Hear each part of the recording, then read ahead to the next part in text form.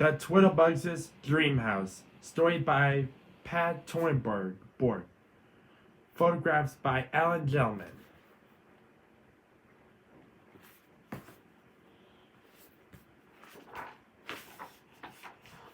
The window box outside Jane's bedroom was a wonderful place for flowers.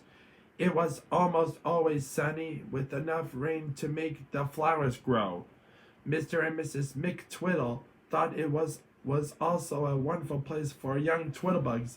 Every day, while their parents tended the garden, Tessie and Tiny played leap bug among the flowers.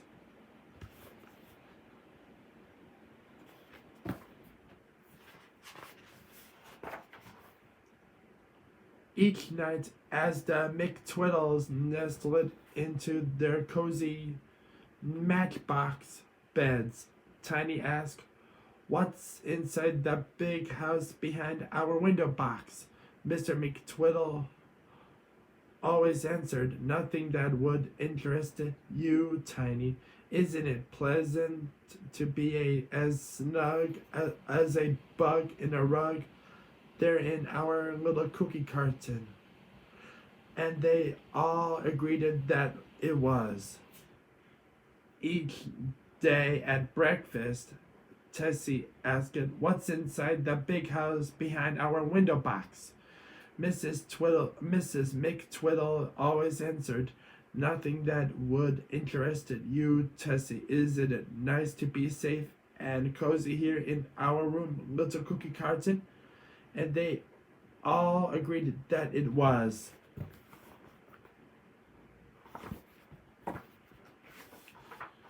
One sunny morning, Tessie said to Tiny, "I want to see for myself what's inside the big house." And since Tiny wanted to do everything Tessie did, they both flew up to the windowsill.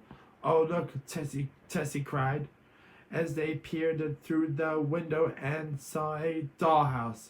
"That beautiful house must be meant for Twiddlebugs. It's just our size." They flew through a crack at the top of the window to take a closer look.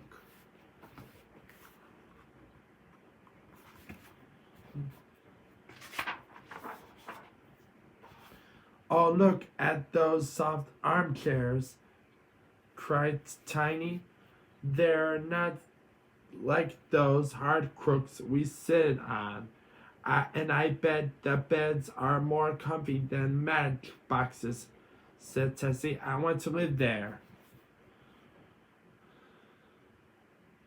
Tiny and Tessie talked and dreamed of nothing but living in the fine house.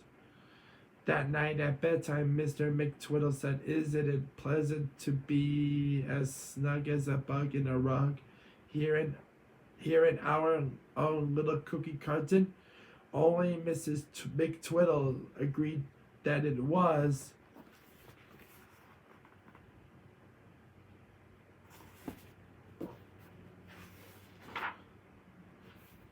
Tiny and Tessie coaxed it and pleaded until at last Mr. and Mrs. McTwiddle gave in. The family packed it up a few things and moved it to the dollhouse. "You were right, Carolyn," said Mr. McTwiddle. "What a comfortable chair." "Whoopee!" Tiny called Tiny from the bathroom. "Now Rubber Ducky and I can take a bubble bath in a real bathtub." "This is a Twiddle dream come true," said Mrs. McTwiddle as she tucked Tessie in, and they all agreed that it was.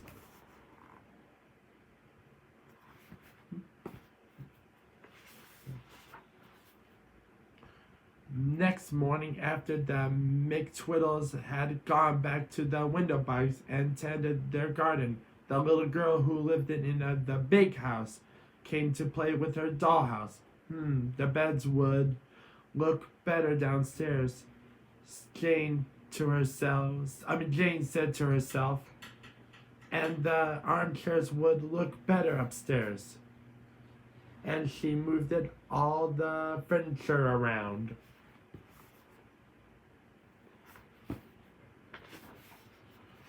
When the Twiddlebugs returned into the house that night, they were astonished. "My goodness," said Mrs. McTwiddle, "where is my stove?"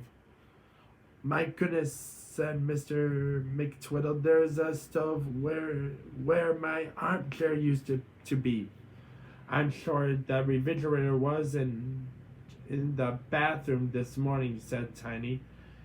"And why is the quilt on the floor?" wondered Tessie.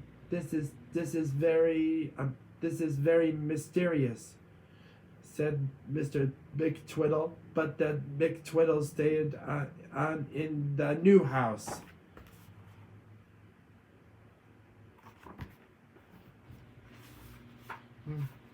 The next day, while the McTwiddles were away, Jane's friend Sally came over for a tea party. "Let's move the dollhouse out of the way," said Jane.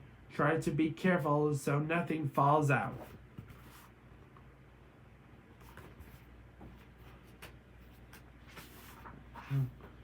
What a mess! The McTwiddles came back to the night. "Nothing like this ever happened in our old cookie carton," wailed Mrs.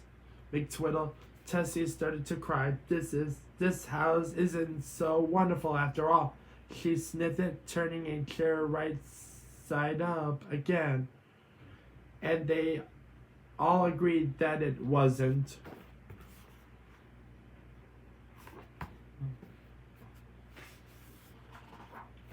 When everything was back in place, the exhausted Twiddlebugs went right to bed.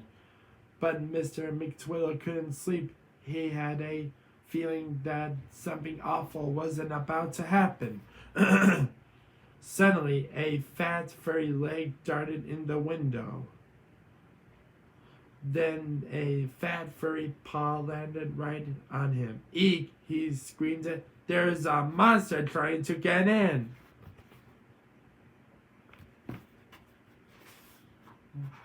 "Oh no!" shrieked Mrs. McTwiddle. "This house isn't safe." "I want to go home," cried Tessie. "Me too," said Tiny. "We're going back to the window box where we belong," said Mr. McTwiddle.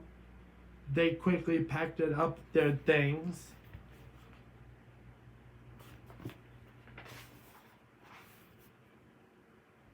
Into flits of a Twiddlebug's wing, the McTwiddles were back in their old home. They hopped into their matchbox beds and pulled the covers up tight. "Now," said Mr. McTwiddle, "isn't it nice to be snug as a bug in a rug in our own cozy cookie carton?" And this time they all agreed that it was. The end.